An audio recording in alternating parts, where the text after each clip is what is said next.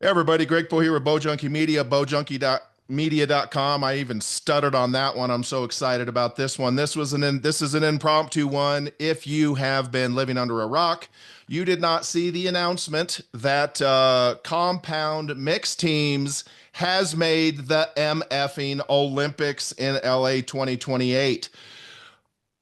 Can I get a Ric Flair from my guest on the count of three? One, two, three.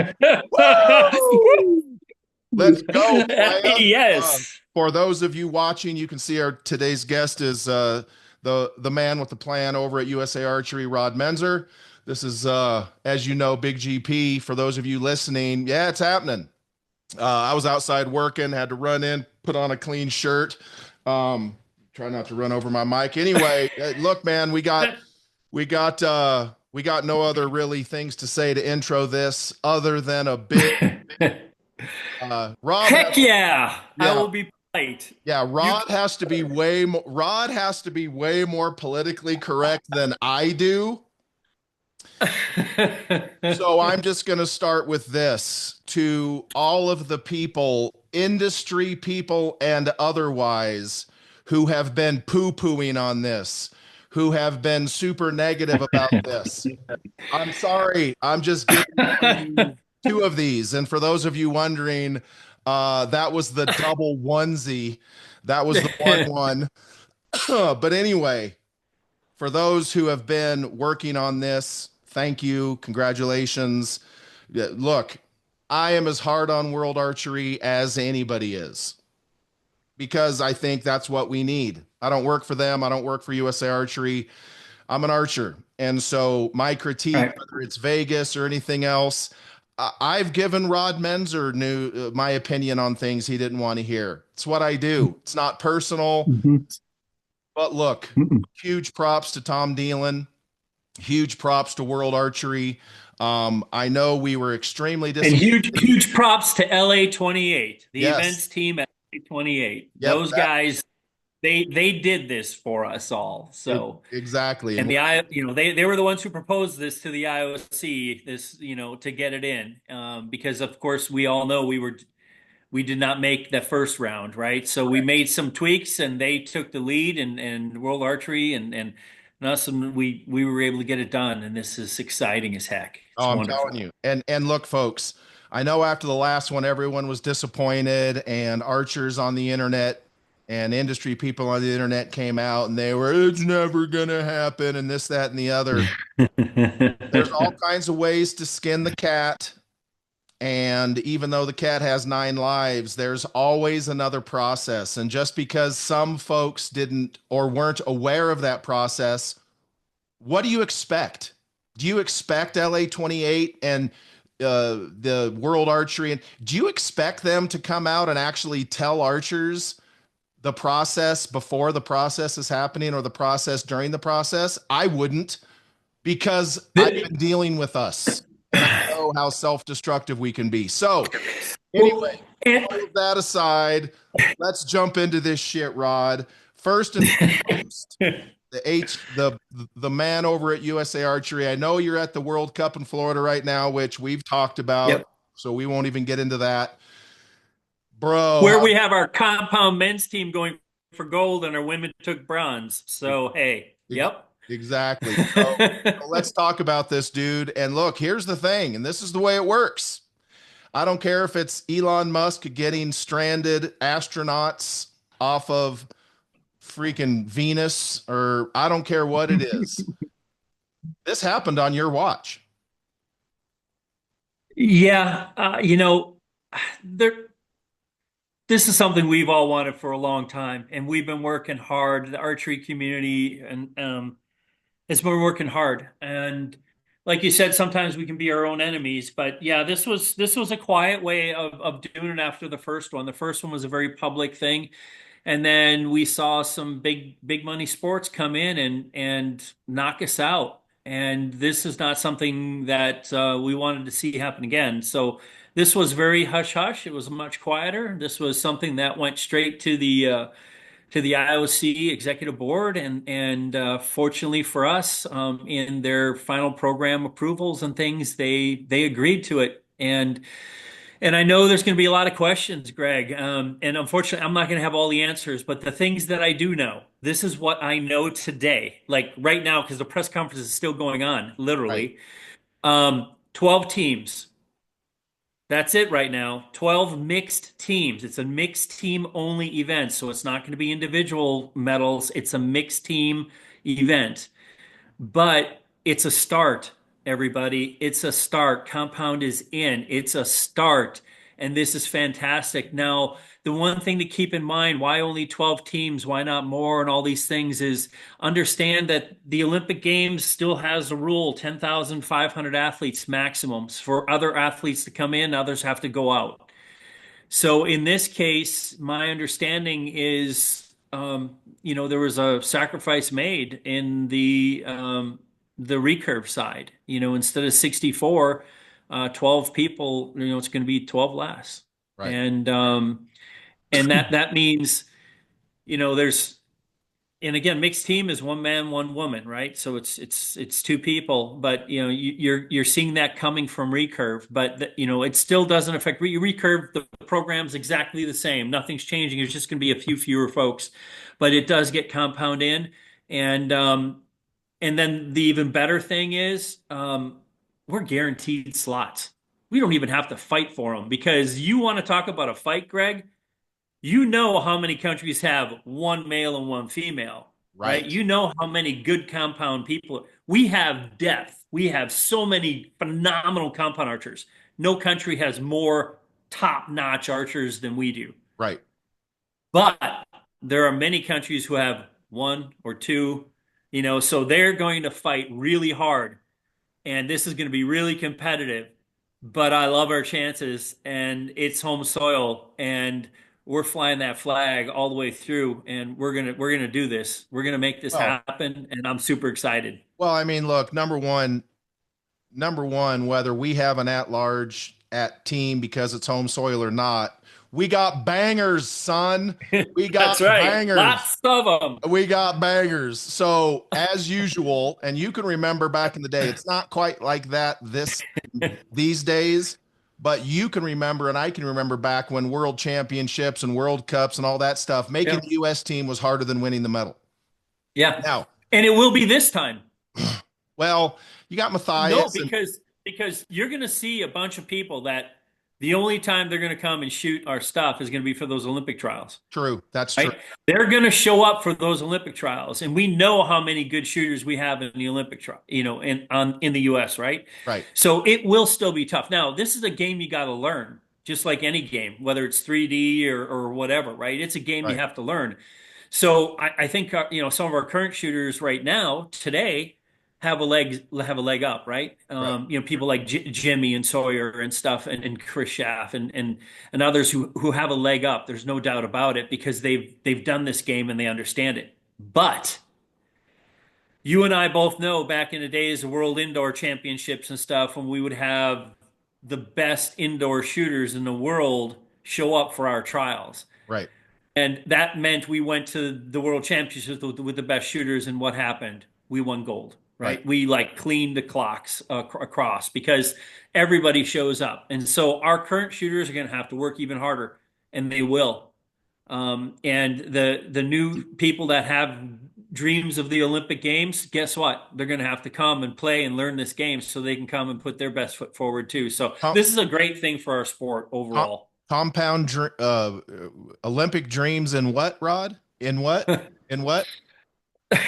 Uh, Compound I don't archery? even know what I said anymore. I can't even. Olympic dreams in what kind of shooting, Rod? In what kind? Compound, Compound. compound archery. So recurve and compound. And the other thing that this does, and I have no idea how much it's going to be or what the deal is going to be, Greg, but this also opens up new additional funding from the USOPC Oh, for compound. we're gonna For get there. compound. We're gonna get there, Compound, brother. that is correct. So Yes. this is the big deal on that side too. So I just can't. I am so excited for our archers. I'm so disappointed that I'm now old. Because the Olympics were always my dream. It's why I shot recurve for a long time too. And Right, and and like so many of us were geeks. We have our complaints we want to share about them, but there's nothing that the TV, the exposure is bigger than anything else in the world. Literally bigger than any. It's bigger than FIFA World Cup. Literally, the Olympic Games, there is nothing bigger. right, And NBC tells us that all the time on the ratings and all the different pieces. So there's nothing like this. And now our compounders will get a chance to stand on that stage with the flag on their chest and shoot for an Olympic gold medal. right. And that almost brings tears to my eyes. Matter of fact, I got to hold them back because I am so dang excited and so happy for our archers. I'm so happy for our sport. This is this is not about anything but our archers and our sport. And Greg, this is I'm so stoked. I just could keep rambling because I'm just so stoked. I'm so pumped. Well, dude, and look, man, it's all good. And for those of you, I would encourage you, if you don't listen to all the Bo Junkie podcasts, go back and listen to my other podcast with Rod because we get into the USOPC funding. We are going to get into that a little bit. But folks are going to try to compartmentalize. Oh, it's only 12 teams. You go listen to those other podcasts. You don't understand what this means Uh-uh. for dollars, for funding. And so, Everything, yes, everything. absolutely. And we're And going to get into for some, our sport, right, this will be a benefit for the ASA and for the NFAA and S3DA and NASP and Olympic Archery in the all of it, Schools program all of it. for IBO for everybody because there's going to be that much more attention brought to archery in the United States, right? And archery throughout the world, to be honest. This for the manufacturers out there, this is a big deal because we still make the best compound bows in the United States. Right, And this now you're going to have, you know, countries, people just all of a sudden going, what? And geez, I need a really good bow. So this is so good for our sport. And when I say sport, it's everybody involved in this sport. right. It goes to hunting, it goes on and on and on. So again, I can't understate or overstate the incredible importance of this announcement by Right. the IOC today in adding this. So So, it's huge. so you and I have been watching USA Archery's marketing. And folks, I'm not going to try to put a timeline on this. I'm just going to make a statement. Rod's been involved with it, shooting with the USA Archery side much longer than I have. Obviously, now he runs it. But for decades, I've been watching US Archery, and I'm going to use this term, Rod. Hopefully, you don't take offense, but dangle the carrot of Olympics in front of recurve parents. I say parents because kids don't pay the bills. Dangle the carrot of Olympic participation or the Olympic dream in front of recurve parents since I came into this. Now, that push is not quite as hard as it used to be. USA Archery used to dangle that carrot hard. It's a lot more subtle now. But with that being said, there's a new carrot in the game. And for those that don't understand, and Rod will back me up on this, recurve Mhm. archery is not in America. Recurve archery is not what it is in other countries and around the world No, by any no, it's stretch of not. the imagination. So what we Correct. see with recurve in this country is minuscule compared to globally. Well, guess what? Right. Compound archery, on the other hand, is the inverse. There is no pro archery anywhere else but America. And so now, Rod, this is a financial thing. And obviously, I'll ask Rod whatever questions I damn well please, and he'll tell me he Yeah. won't answer if he can't. I I But always answer. but now that recurve Olympic carrot just got way bigger because Yeah. now, and obviously not immediately, but you get the point. Now you're going to be able to dangle the carrot to compound parents of, well, perfect example, Sawyer Sullivan. Yes. Now you're going to be able to have that Olympic carrot to dangle in front of parents who have kids who are talented like Sawyer or Yep. Isaac or Bodie, or I could go on forever, but you get the point. Talk a little bit Yep. about just that impact from a marketing and a recruitment standpoint for USA Archery now that you can say participate in our compound side because now you have a chance for the Olympics. Yeah, you have the chance for Olympics, and I mean, there are some people who say Olympics is no big deal. There's some people that are going to say that, well, it's great, but right? They're going to have all the but. Um, I don't. This right here, this there's nothing more powerful in my mind, and that's just again, it's my mind, but for a lot of people, that is the holy grail of sport. There is a reason why professional athletes from other sports that make millions and millions, hundreds of millions, billions go to the Olympic Games and want that gold medal Right. because it is the Olympic Games. It is like the Ryder Cup for golf. Only thing, oh my gosh, the golfers also go to the Olympic Games and fight like crazy to make the Olympic team, Right. right? Um, it is huge. So when you look at our sport, you look at those parents and you look at those kids now that again that are holding, a bow in their hand going, well, it would be neat, but the Olympic Games is only for recurvers. And now they're going to be like, I can go to the Olympics? Right. Holy cow. It's Right. like the first time, Greg, I started archery again, real quick. I started archery just because I thought it was cool when I was a kid. I was 15 years old. I thought it was super cool, and I was just screwing around making bows with sticks and fishing string and shooting arrows across the street into my neighbor's yard, and doing stuff like that, just having fun. And one day I took a bike ride and I saw, um, I literally took a ride with my neighbor, and we went down to a place where I'd never gone in my little city. And all of a sudden, I literally pedaling by, and I see this building, and it says JNL Archery Range and Pro Shop. And I was like, what? And I went inside, and I literally saw all these bows on the wall, and I was like, my jaw dropped, and I was like, oh my gosh. I pedaled home as fast as I could, went to my mom, oh my gosh, you gotta let me get a bow, you gotta let me get a bow. And she said, yeah, you can, but you have to pay for it yourself. They had a layaway program. You could shoot it, but you couldn't take it home, you know? And I did that. And then one day, and I was just shooting. I'd take the city bus down to the range and practice, and I was just doing it. One day, one Saturday, I literally took the bus down to the range, and the parking lot was full. It was Saturday morning. And I'm just like, what in the world is going on? I went inside and it's crowded. It was full of people. And I was like, what is going on? I went up to the owners and I said, what's going on? They said, oh, we're having a tournament. And I was like, a tournament? You mean I can't practice? And they're like, no, but you can shoot the tournament. And I was like, how much is it? And they said, same amount as practice. And I said, I'm in. So they put So they put me in a class. If you remember back in the days, NFA had different divisions, right? You had handicap divisions. There was A, B, C. You had all these different classes. So they put me in a class. Somebody had to teach me like how to score, did everything else. All the next thing you know, next time I came in, it was a Monday.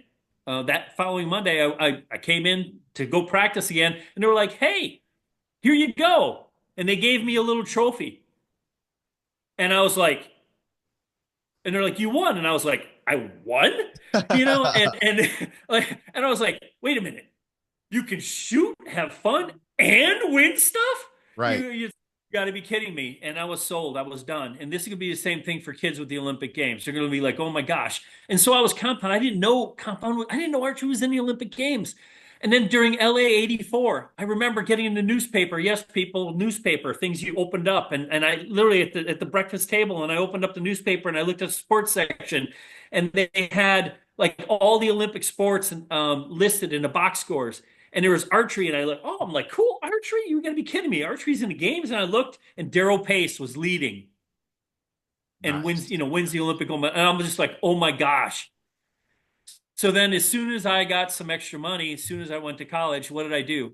I switched to recurve because I wanted the Olympic Games. And Right. there's going to be a bunch of kids now that don't have to do any switching. But guess what, people?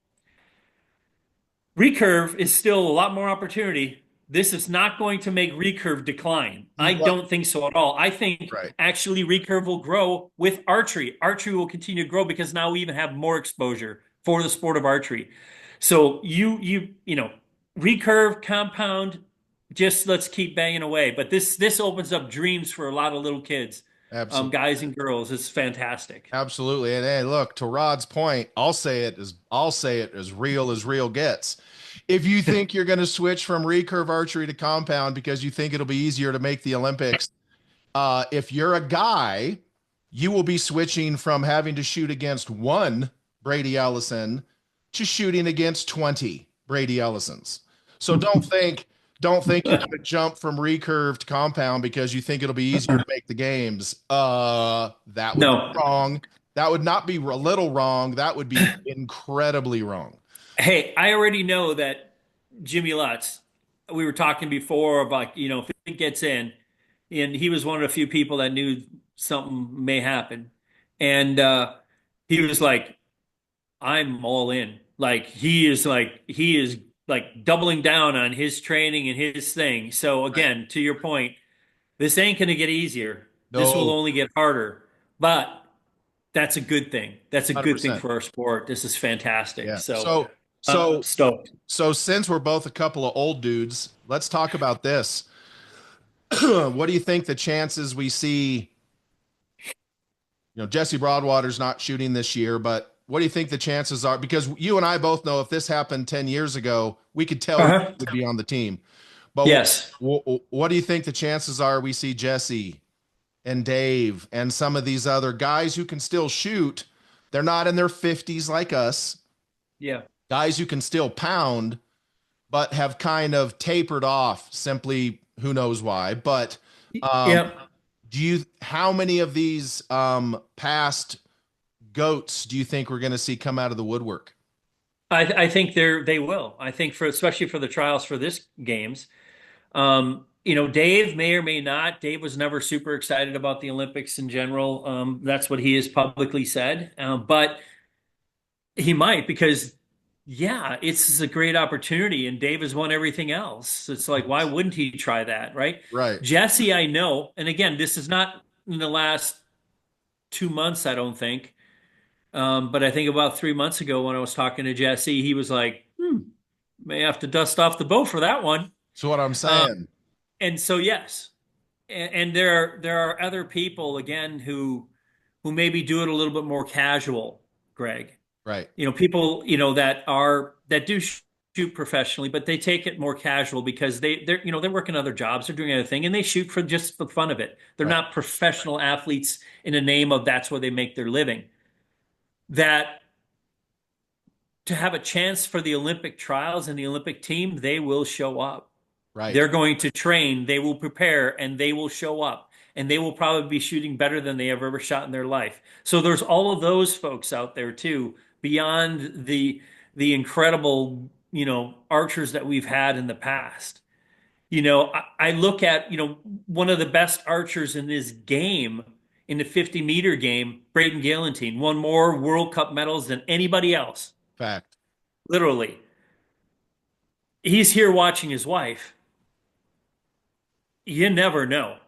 Well, And I, Braden can still shoot this game. dude, So I guarantee you the first text message Braden got when it broke was from Eric Griggs going, "Hey, is your employer, guess what? You're shooting."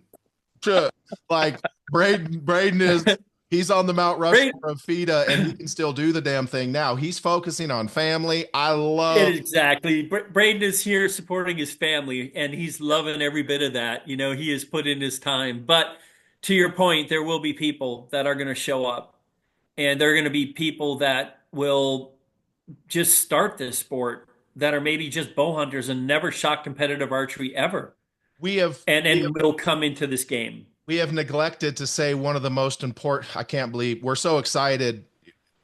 We're so excited. Rod's taking my job as the person stuttering in this podcast. So we haven't even said what the venue is. What kind of shoot is So, this? so Jesus. um, they're putting out some venue announcements on the 15th Say it. of this month. Say it. Say it. They asked I don't until it's publicly announced, but we have a very, very good venue. Okay. We have a really good venue. And I don't want the LA teams people did such good work in getting us in. I'm not going to burn what they said to not say, things, but it's a great venue. It is a phenomenal venue. Well, I haven't. Beyond what was previously announced, and I'm excited about it. And that's all I really should say because even that is probably more than they wanted me to say. Well, So I haven't. I don't know them. I haven't talked to them, and I haven't talked to you about it. So can I? you have not. So can I ask you some questions Sure. about it? Does the venue for archery? Does the venue for compound archery mixed teams in the LA 2028? Does that facility have a roof? No. Is that facility considered an indoor or an outdoor facility? Outdoor facility. And what do we know what time of the day this is going to take place? Actually, now it will be during the day, but this is something that it'll be different. My understanding is archery is moved to the second half of the program versus being in the first half of the program. So in other words, the first week of the games is where it always has been. Now it's going to be the second week of the games. Nice. Okay. So, and it'll go right from, recurve straight to compound, and then the field and everything is already set up for Oh, para to come on in oh, is it now? and take over. So So the field's already set up from the recurve to the what compound to the para. Oh, okay. it will be, Thanks, Rod. yes, yes. Appreciate that. So if I had, for those of you that can't read between the lines, ask Stevie Wonder, he can read. But I'm assuming that this facility where the compound mixed teams is going to take place on the field that's already set up from the recurve side, that that particular building is longer than 18 meters. Oh, yes. Yes, Okay. this is a 50-meter game, no doubt. 50 meters outdoors. Um, it it's a great venue. There's an incredible amount of really, really wonderful places in LA and Oh, in sure. LA in greater LA too, right? Where this Yeah. could take place. But we've got a good one. We've got a Awesome. really good one. Yeah. I won't And press you. I won't press you on where it is because, like, hey, look, folks, like we saw in Vegas this year, we shot off in the Planet Hollywood Live Theater. Like Rod said, LA's got a lot of shit. And so we could yes. literally be in some, I'm going to make this up, folks. This is hyperbole. I don't know this. They could literally be shooting under the big arch things in the LA Coliseum for all we know. I'm just saying, I made that up. That's not real. But my point is, LA has a lot of opportunities for some very, very epic outdoor shooting. So that's That's correct. absolutely right. So badass. So for those of you listening and the 63 of you that have texted me while we've been on this podcast, Yeah, my phone's been blowing up at the moment too here. So bro, it's wild. And so basically what I'll say is you can probably no, you're not going to need 23s. So no, no, no. yep, I highly recommend you do not bring 23s to 50 meters. This is 50 meters for sure. 50 meters, there we okay? go. 50 So meters outdoors. there we go. But I wouldn't say it's going to be as wide open as, say, like the Arizona Cup or places like that. It may have interesting wind, but it's not going to be something that'll be crazy. I don't believe. I don't Well, believe. that's good for the Um, sport. I can tell you that. That's that's good for the sport. So let me yes, ask you this. We've basically established it's going to be 50 meters outdoors, compound mixed teams. Don't bring your 23s and get that's ready to right. bang. Sounds like it's also not going to be in the middle of the Thunderdome with Mad Max out in the middle of, so it could have some potential, I don't want to say wind breaks, but the wind could be somewhat inhibited, which is going to make for amazing Yes, shooting. I So think that's fair. Yeah. So here's, and obviously they have rules on what direction we shoot, and like I'm going to be there. I'll be there, but not shooting. Um, yeah. So they have rules. So I don't need to ask what direction they're shooting and all that kind of stuff. But here's the first thing that comes to my mind. Where in the hell are you going to have the first compound USA Archery qualification event? Because you and I both know the first and second one are going to be a zoo compared to the last Yeah. ones, of course, because Yes. as people realize they're not going to do it, they're not going to participate. But Yep. where the hell are you going to host these events? Because they're not going to be normal size USA Archery events. I hope you understand that. No, they're not. And I would anticipate that most likely this will be a standalone compound, at least like you said, the first and maybe the second trials. There's so much to be determined yet of um, how and where, when, but we will get with our athlete advisory group. We will talk to our athletes. We will talk to our current coaches and stuff, and we will figure out what's the best type of trials also to hold. How many stages, what's it Good, going to be like a great compared point. to, recurve and everything else. I hadn't thought of Um, but we're going to get that feedback, and we're going to get we're going to be taking it all in and trying to figure it all out of what's the best way to select this team.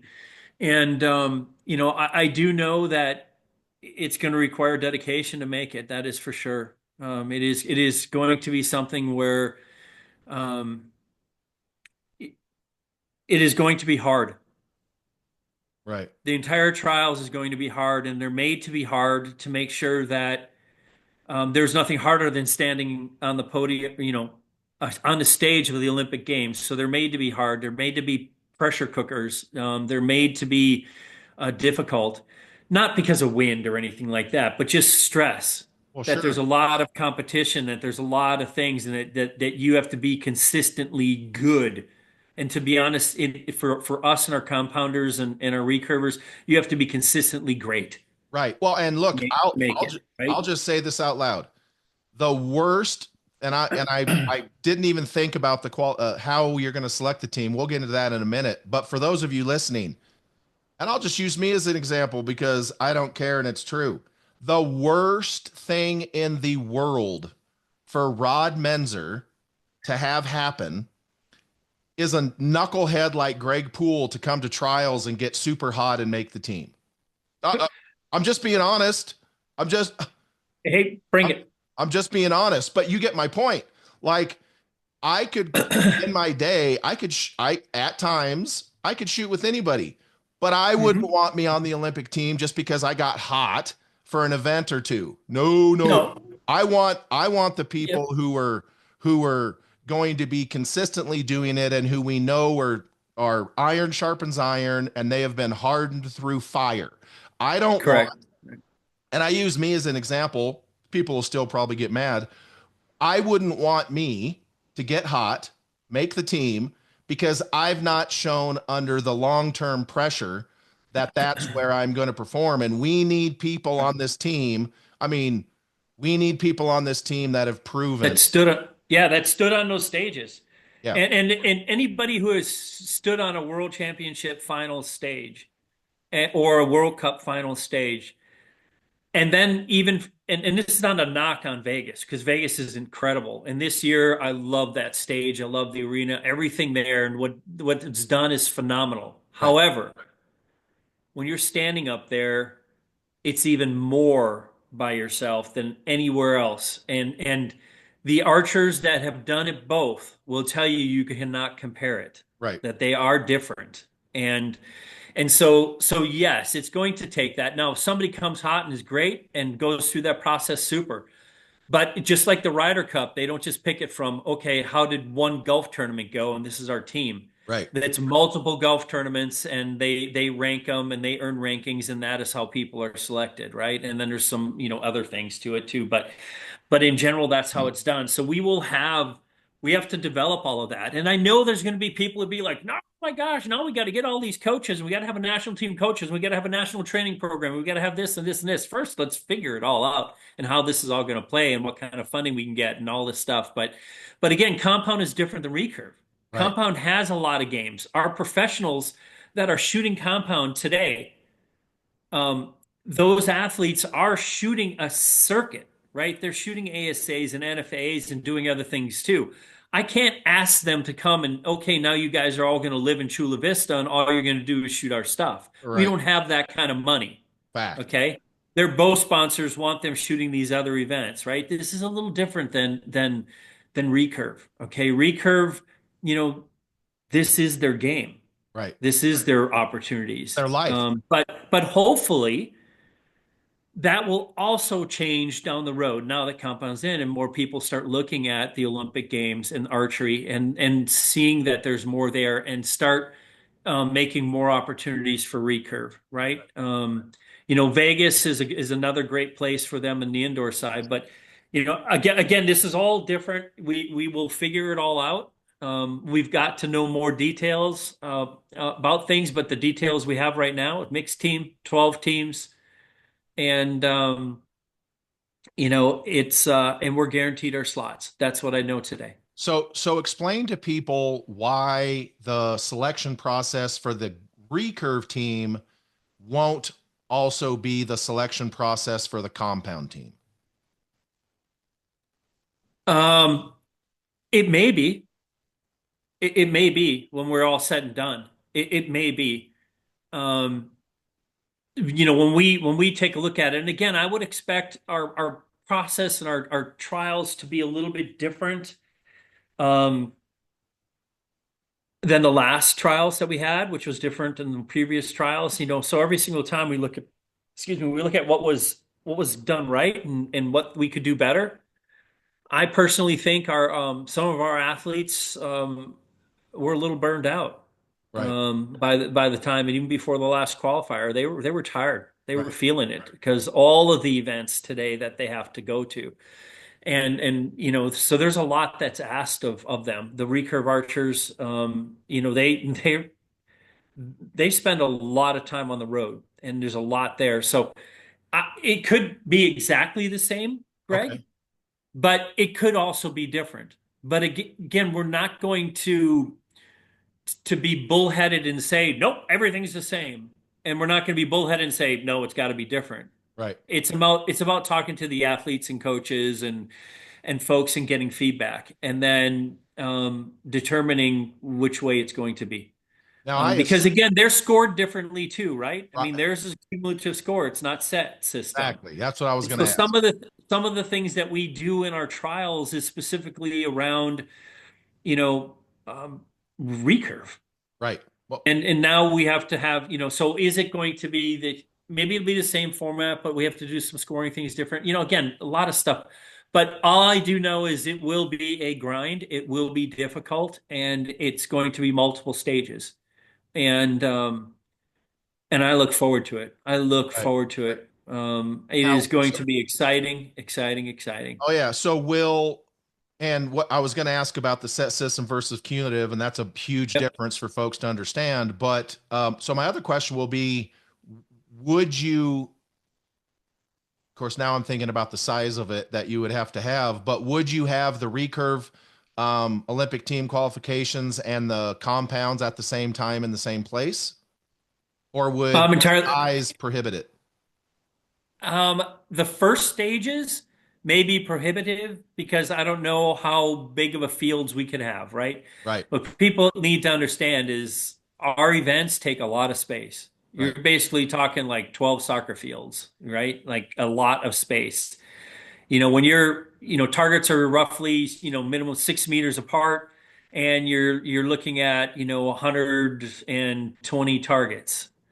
So there's, and then you have to have the stuff in between the fields and I mean, there's so much stuff going on Right. that there's a few places. I mean, where we hold Buckeye, for example, they could do it because he's got plenty of space. Just keep going down the line. So yeah, they could potentially do it together. Okay. But some of our other fields, no. But if it's just compound or it's just recurve, yeah.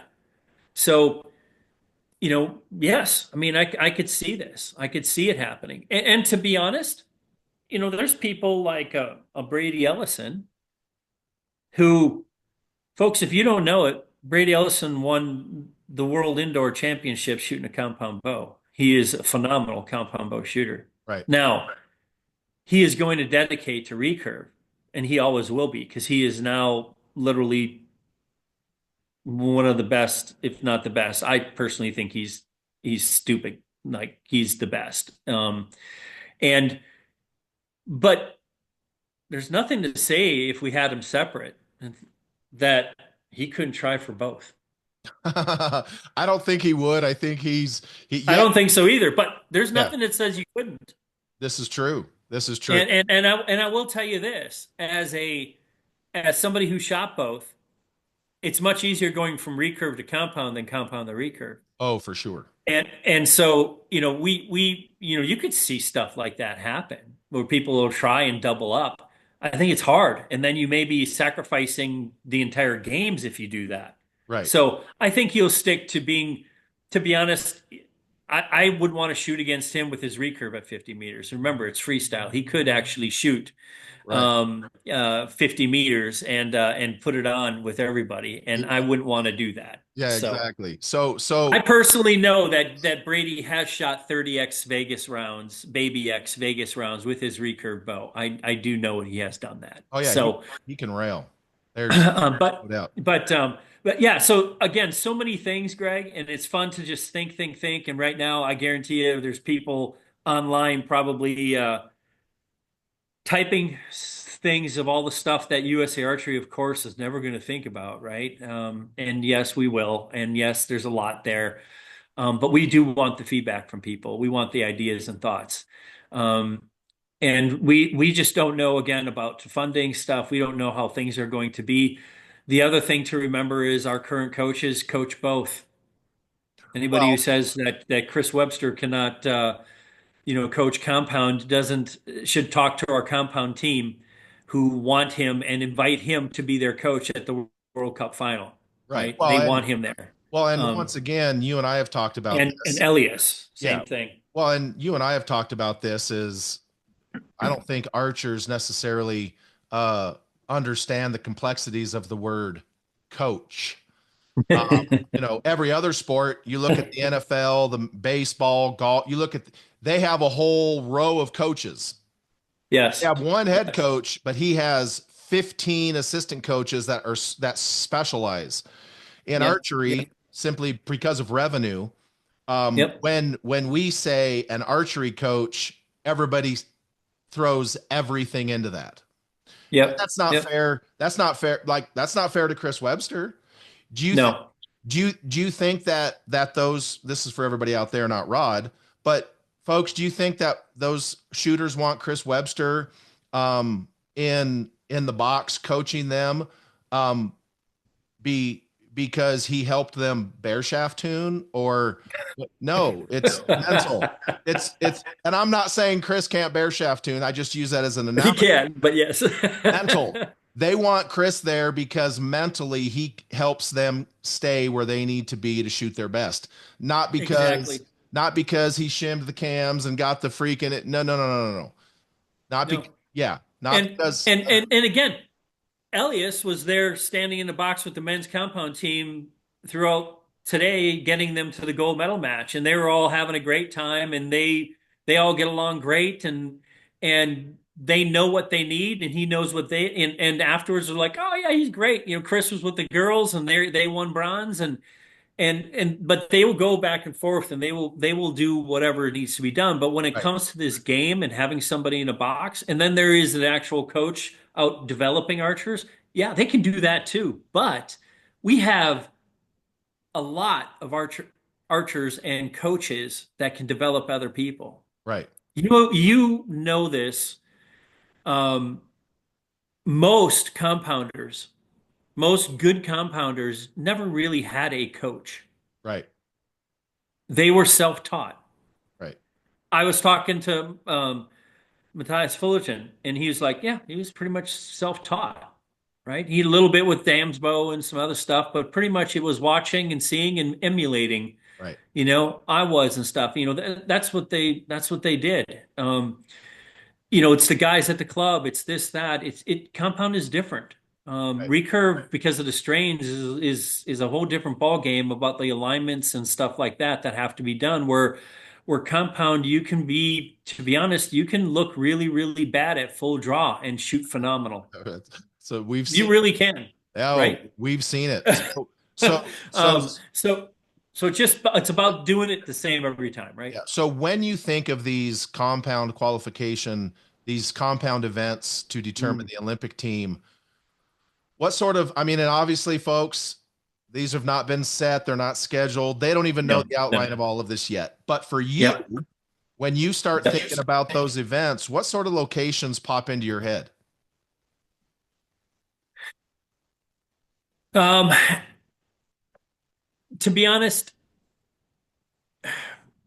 the biggest considerations around venues, and for trials and stuff like that is going to be, let's hold it in a place and a location that hopefully we're going to have the best possible weather. And that is not going to, Fair point. that's also going to be as affordable as possible for the majority of our archers. So if we can, where it's located, if you make everything up in, and people in Washington State, which we have a lot of members, are going to get mad. But if we made our entire trials process in Seattle, people would be very mad because our largest chunk of our membership is not up there. So everybody would have to travel there and have long, long things. Now those folks will say, yeah, but I have to travel everywhere else. It's true. But it's always looking at the majority when it comes to these things, and we'll have to see. And I know that, for example, the Easton Foundations is adding facilities and doing things there too. And some of those facilities are going to be big enough to potentially hold one of these, Hmm. in some of the plans and discussions I've heard with them to hold this. So yeah, to me, the schedule is going to be the hardest part. Honestly, when I look at the schedule this year Why? and I look at the Why? schedule next. Why? Because right now, because of all of the events with all the organizations that we have, it's hard for us to find free weekends to hold them. Rod, That's one of the hardest Rod, parts is. Rod. What happens if Vegas moves? Everybody moves. They're the 800 They pound gorilla in the room. If you they do. if you put, I'm sorry, bro, I got a dissent on this one, homie. If you when it comes time for you to schedule Olympic compound qualifying events, I'm sorry, no one's gonna want to fuck with that. I'm sorry. No. No, I don't think they will, but at the same time, I think, we should always be respective of other really large events that Well, may be sure. booked 4 or 5 years out Yeah, yeah, and yeah. have contracts, right? Yeah. And so those will be things that we're going to have to pay attention to. You speak to Vegas, for example, right? I mean, you're talking, 5,000 participants overall with all of the things that go on in Vegas. Vegas itself, has the tournament itself has less, but all the people combined, it's literally that much, right? Right. And so the last thing we would want to do is literally say, hey, end of March, I think that's when we'll hold our first stage of Right. trials, knowing that Bruce and the NFA had to go out and book a massive venue at the end of March. 100%. And is that going to be the time for people to get ready, knowing that half of the folks are shooting in snow yet to try and Right. get ready for outdoors, right? Even Exactly. for Arizona Cup. So again, when is that going to be? It may be, and I hate to say this, but it may be that first stage trials is, a September type time frame during hunting season, and I hate to do that to anybody who loves hunting as much as I do. Um, but that could be the case Mhm. because it's a gap between indoor and outdoor, and it's a time when it may just fit the best for everybody. Who knows? I don't know, but Yeah. we've had USATs at that time before. But we want to be fair to everybody And looking at World Archery schedules too, because again, theirs is the hardest. They block off half a month throughout the entire summer Right. and say, hey, these are when our events could be. And we don't want to put our stuff on top of that. So that leaves us just a couple weeks to look at it every single month. And then just happens to be a time when an ASA is going, like the Over Gator Cup, or that's a time when the NFA has a shoot going. And so we'll work with our partners like that. And I do consider them partners. Right. Um, to try and determine where it's going to be and the dates and stuff like that. So it works best for everybody. Right. We want people to come prepared for the trials too. It's Right. not like, Right. oh, this weekend's good, but hey, maybe the previous couple, somebody's been at competitions and it's hard to be practicing at competitions. You know this. Well, yes, but Um, but let me so ask this. stuff like that too. We'll look Yeah. at it all. Well, of course, you're not going to be intentionally disrespectful. You're not going to put No, your but Olympic. it's going to have to work Yeah, but you're not for going to us, put that the right? first weekend in May because you know that's Reading. No, So, yes, totally correct. understand Right. that. Right. But, and I've never really Yes. paid attention to this, but on Olympic years, Yeah. does when recurvers, now compounders, are going to have to qualify Yeah. for Olympics, does World Archery adjust anything within their schedule to allow for that? I've never paid attention. No. No. Okay. So, No. So I wouldn't say that. The one thing they do is during the Olympic Games, a year of the Olympics, they have one less World Cup because of the Olympic Games. okay. So, not So a lot. so it's correct. So you have one less World Cup to deal with, but you also have final qualifiers and stuff. Now, Right. fortunately, again for us, we don't have to worry about a final qualifier when it comes to compound because we're in. We don't have to worry about it for recurve either because we're in. And Right. for para, we're in.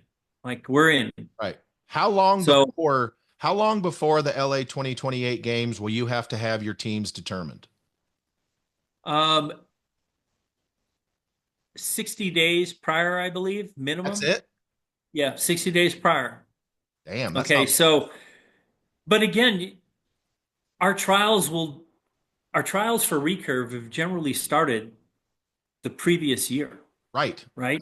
That's what I'm The saying. first stage, the first stage has usually been around our national target championships, August of the the year prior to the games. Because again, you have to kind of get it rolling and you want somebody, that it doesn't limit somebody from getting better and making a team. Right, right. Because through the way our trials processes have worked in the past is every stage the points get bigger Hmm. and they get harder, right? So you could show up and maybe go to first stage and you weren't prepared yet. And now you see how this goes but you hopefully you're going to be in a decent spot still. You're going to be Right, in that top 20 at least, right? To right. try and make it because after the end of the second stage trials, there's usually a cut to the top 18. 100%. Or sometimes after the first stage, there's a cut to the top 18. Right. But then all of a sudden it's like, okay, from there, if you're 18th, you can make the team.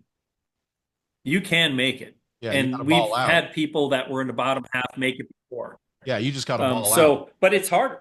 Yeah. So, Correct. It's harder. Everything is harder. So people are going to have to train. They're going to have to work. so let's talk about this. And I will just ask this question it's rhetorical if you know, if you don't know, you don't know. And I'm not being sarcastic. Mhm. So I'm going to ask Rod these questions.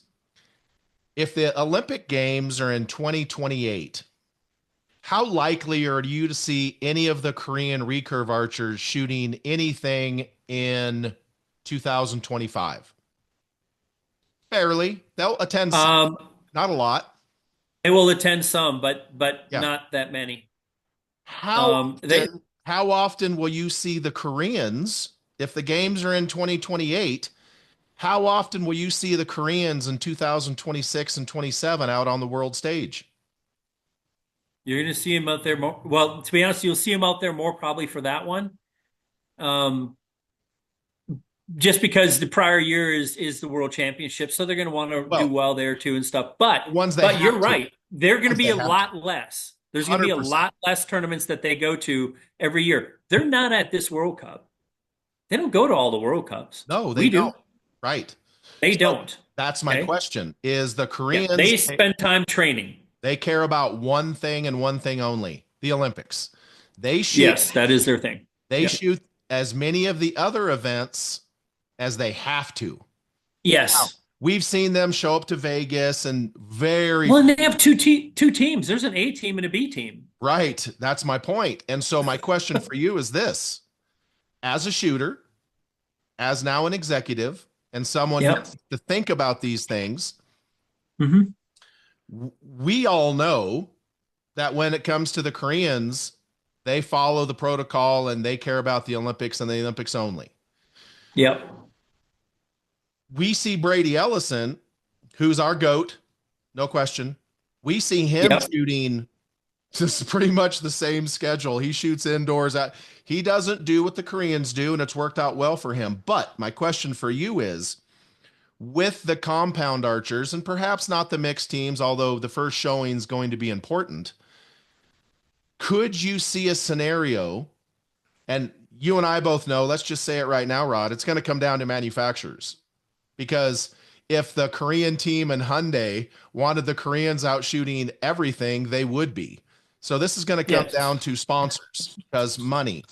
Could you see a scenario where in the lead up to a Olympics that you see the compound archers who are, and I don't want to delegitimize everyone who's going to try out for the Olympics for compound, but you're not going to make it. So, could you see a scenario where our top compounders pick them, cut back their schedule in lead up to the Olympics and the year before? They cut back on whether it's indoor archery or they cut back on ASAs or they cut back Yes. on who the hell Yes. knows what it could be. Do you see a scenario where they might cut back on that with the permission of their sponsors to Yes. focus more on the Olympics? Absolutely. And I'll be honest, there were a few archers, compound archers, elite compound archers that I talked to already who said they would do just that. Yeah, me too. That's why I asked the question. So, And it's so, but it's a great question. It correct. is a great question, but yes, because this is the Olympic Games, people. Right. This is not anything else. Nothing else compares to that. No. Okay. And they're going to literally, they know how hard it's going to be to make that team. They know what they're going to have to put in. And it may mean that they're going to sacrifice other things. And again, a choice is not a sacrifice. A Right. choice is literally a choice. And they will make the decision, they will make the choice to prepare for this. And there's Absolutely. no question in my mind that you're going to see a lot of people do that. Yeah. And great. I would if I was them.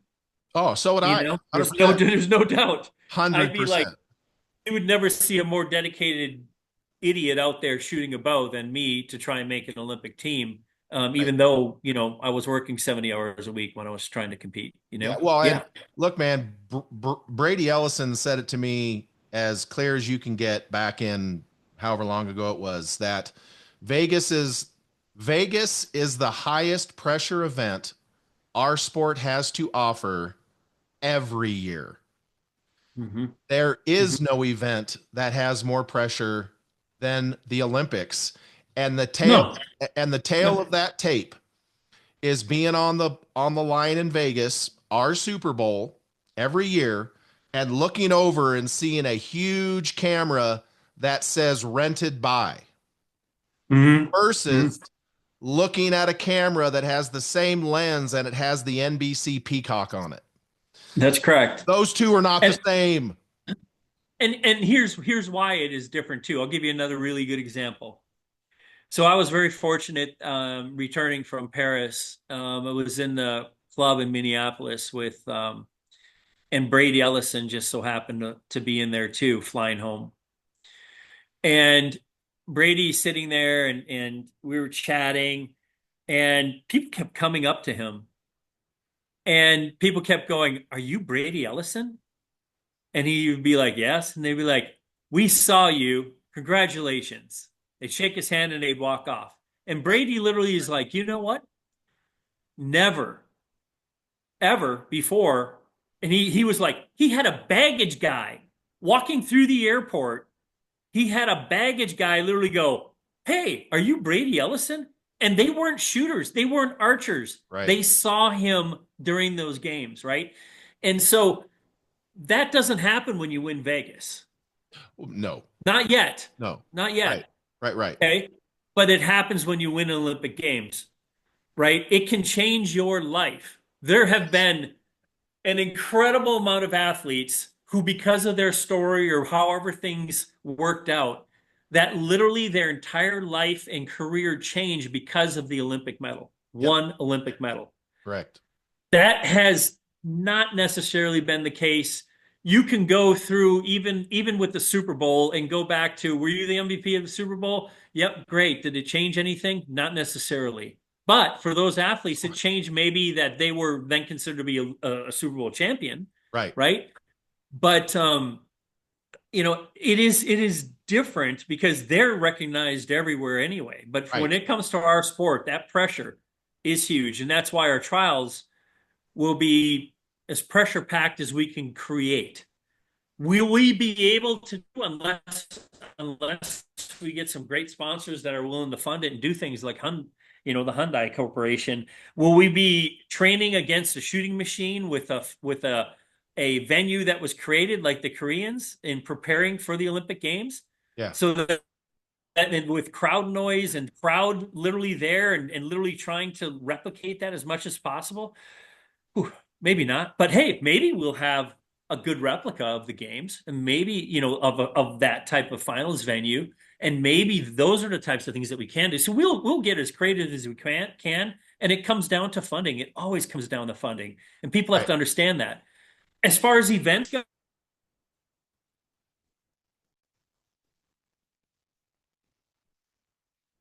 USA Archery not able to afford internet out there, Rod. What are we dealing with?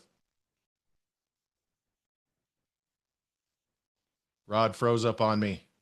I want to go to that. They have the right to go to that event and compete. Yeah. Yeah. You froze And up and there. so if they want to go, they can go.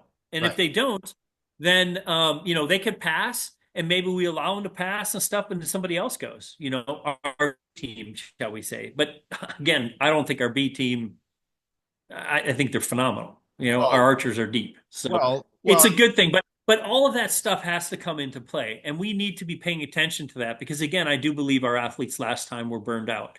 So how do we do it? But it's up to them. If Brady wants to go because, quite frankly, or say Paige Pierce, she decides she wants to go to all of the World Cups because she's training for this stuff and doing this stuff, and she can make money by winning them. We can't tell her, forget it, don't.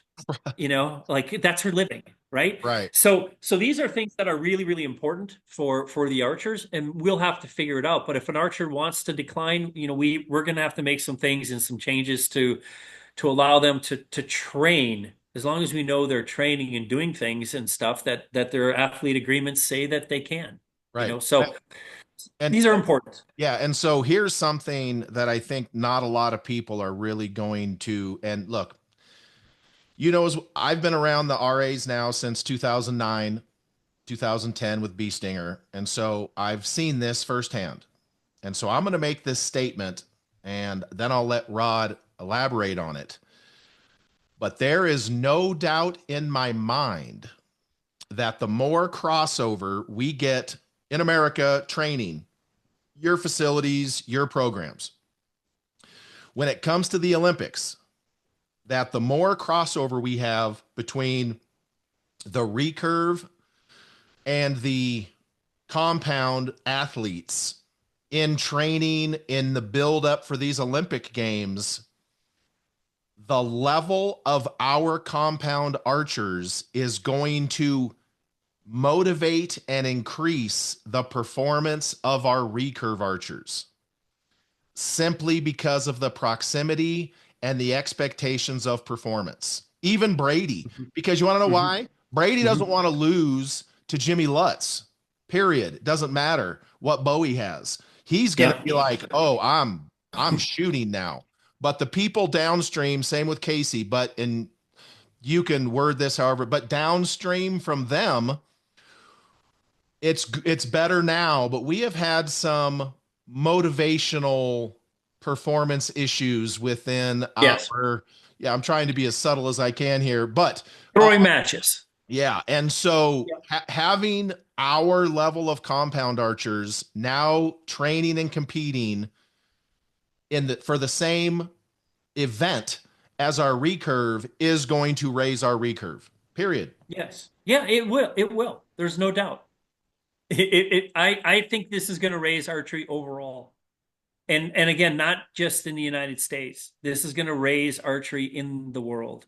Right. Okay. We are a worldwide sport, right? Our manufacturers are worldwide manufacturers.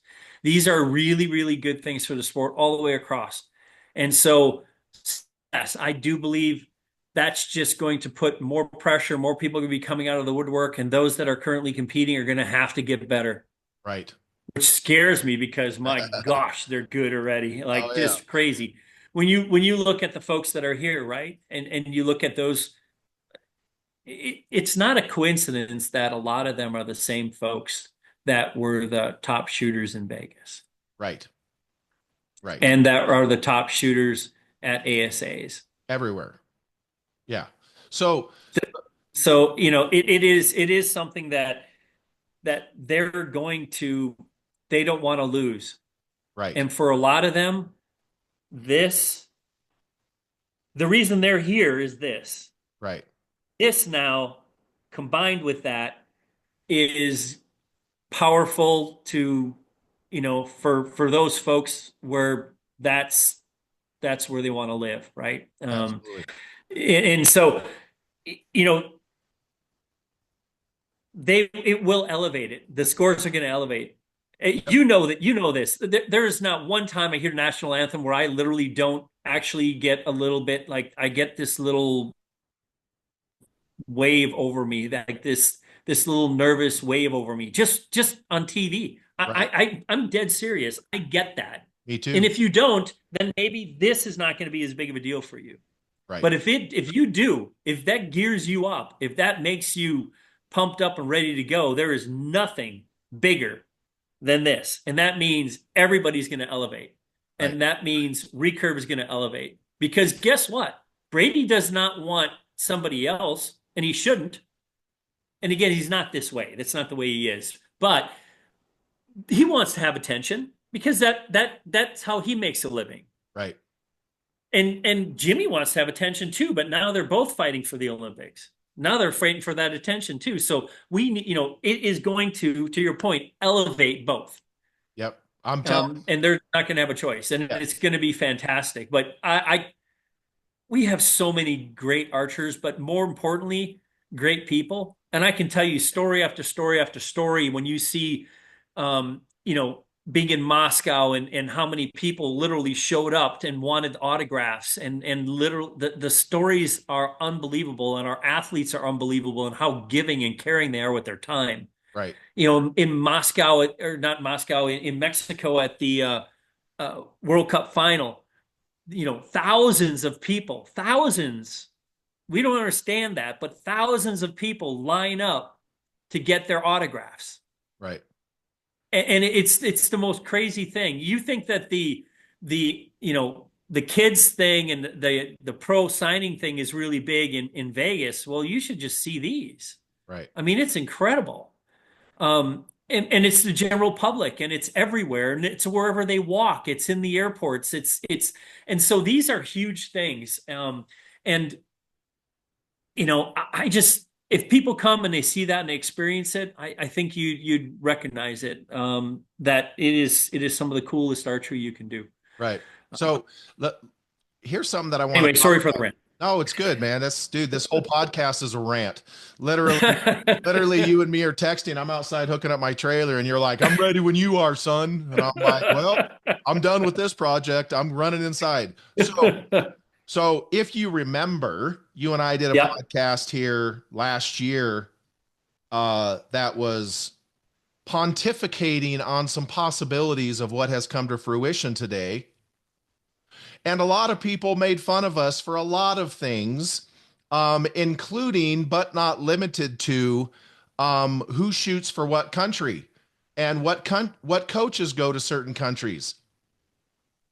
And so a lot of you out there, quite frankly, stepped on your dicks because you had no idea what you were talking about.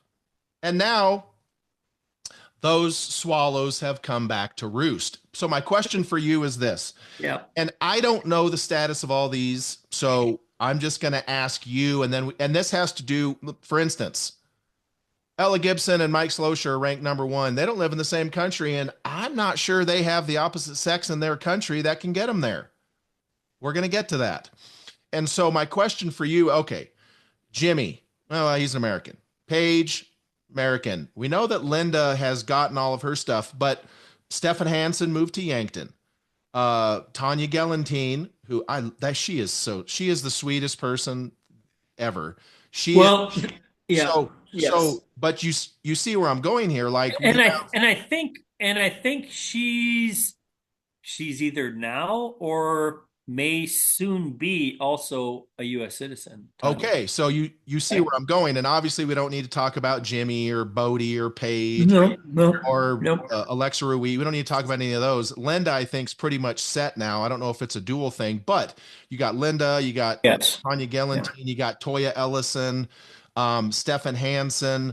I don't know of any other folks that might be here that, and all this has to do with folks is, well, what's their status going to be? Is Tanya Gelantine, who's been shooting with Matthias for Denmark the last ever, well, that's a team Yep. right there. Will Yep. will she be eligible to try out for Team USA, or will she be shooting for Denmark? Like, talk a little bit about those nuances because those You matter. know, Because let's be the, honest, the, the, I they do mean, matter. yeah, They do matter. And for Tanya, I would expect her to probably stay because she'll have dual citizenship basically okay, with the American citizenship and Denmark. And so I would anticipate that she'll probably keep her eligibility with Denmark and not okay, change it. And some of that'll be because um, she has more flexibility there. Like here, she would have to go to all of our USATs. We have a USAT series. They don't have that in Denmark. okay, So you have to do those types of things, to make teams and to rank and then to go to all those, or she can kind of pick and choose. okay, And to be honest, as a new mom, that's probably pretty important to her right now. right. So she may not, or maybe she will. And again, there's other pieces that are different too. There are some countries where to get to become a citizen, it doesn't take so long and it's Oh, pretty easy. okay, Um, and so yeah, we may see some people swapping, especially in the EU. There right. could be some of that happening. In the US, if you haven't started your process now, you probably can't get it done by the time you need it done in That's order for you to change. that Um, was the intent of that question right there.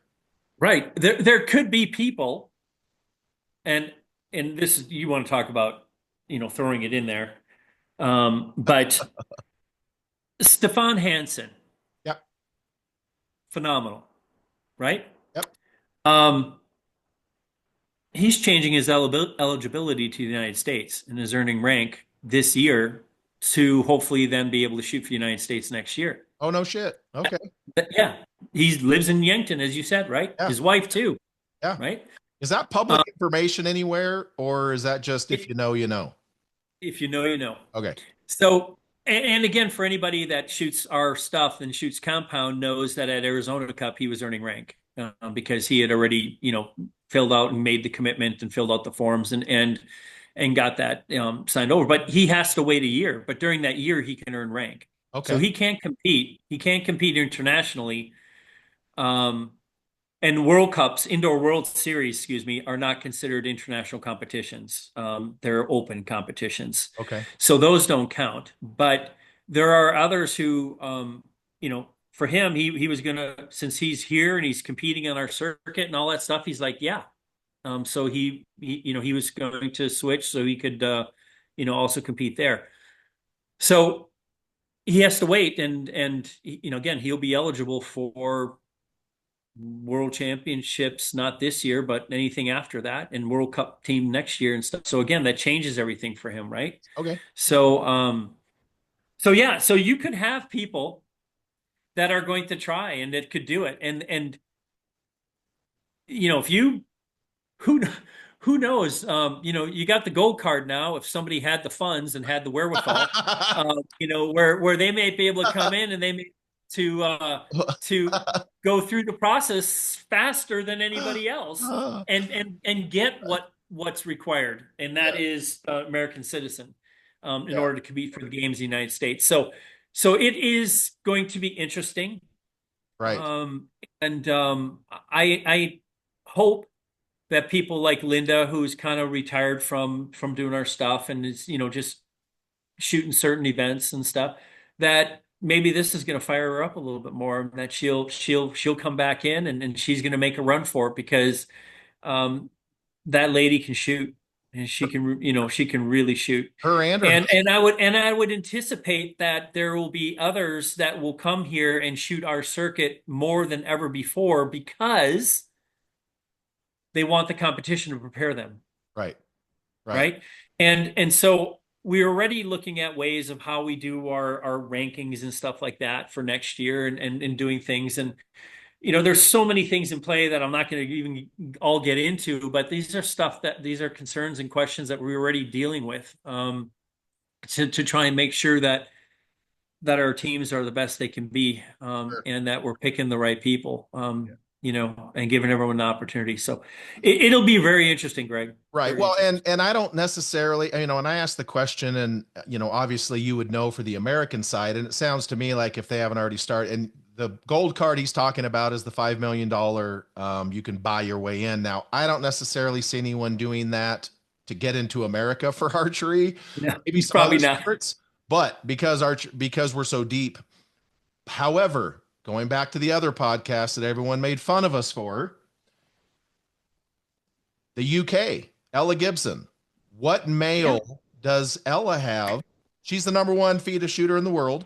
What male shooter does she have in the UK that could make the team with her? Mike Slosher in the Netherlands. What Netherlands shooter does Mike Slosher have on the female side that could potentially win a team event with him?